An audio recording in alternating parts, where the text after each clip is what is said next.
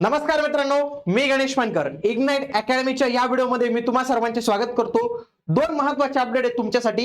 एक म्हणजे एमजीपीच्या परीक्षा तारखा नवीन जाहीर झालेल्या आहेत. दुसरं, नवी मुंबई महानगरपालिकेची फॉर्म भरण्याची मुदत जी आहे तर ती वाढलेली आहे. दोन्ही आपल्या टेक्निकलच्या महत्त्वाचे अपडेट आहेत. आजच्या या व्हिडिओच्या माध्यमातून दोन्ही अपडेट्स तुम्हाला मिळतील. तुमचे मित्र कोणी फॉर्म भरला असेल, कोणी असेल तर त्याला हा व्हिडिओ तुम्ही नक्की शेअर केला पाहिजे मित्रांनो.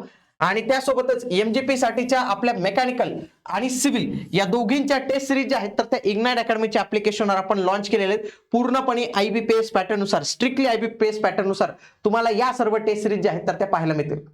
सगळ्यात आधी एमजीपीची तारखा जी आहे ना 25, 26 आणि 27 फेब्रुवारी होती, परंतु कॅन्सल करून टाकली. काही एमपीएससीच्या इतर परीक्षा होत्या. आता नवीन परीक्षा तारखा असणार आहे 28, 2 आणि 5 मार्च. लक्षात घ्या, 3 तारीख, 1, 2, 3 तीनच डेट ठेवलेल्या आहेत. 28 फेब्रुवारी, 2 मार्च, 5 मार्च. बघा, मी मागे पण व्हिडिओ घेतला, तुम्हाला काय बोललो होतो, जास्त वेळ जाणार नाही, लगेच मार्च मध्ये ही परीक्षा होणारच आहे. या 3 तारखेंना होणार आहे. दुसरी अपडेट आहे नवी मुंबईचे फॉर्म भरण्यासंदर्भात. लक्षात घ्या, नवी मुंबईमध्ये जेई इलेक्ट्रिकल आणि जेई मेकॅनिकल यांच्या जागा आलेल्या आहेत. जेई इलेक्ट्रिकलच्या 8 जागा आलेत आणि जेई मेकॅनिकलच्या 4 जागा आलेल्या आहेत. म्हणून जे कोणी उमेदवार नवी मुंबईमध्ये फॉर्म भरू इच्छितात तर त्यांना फॉर्मची मुदत जी आधी 19 फेब्रुवारी होती, ही आधीची तारीख आहे. आता 30 तारीख त्यांनी केलेली 1 मार्च.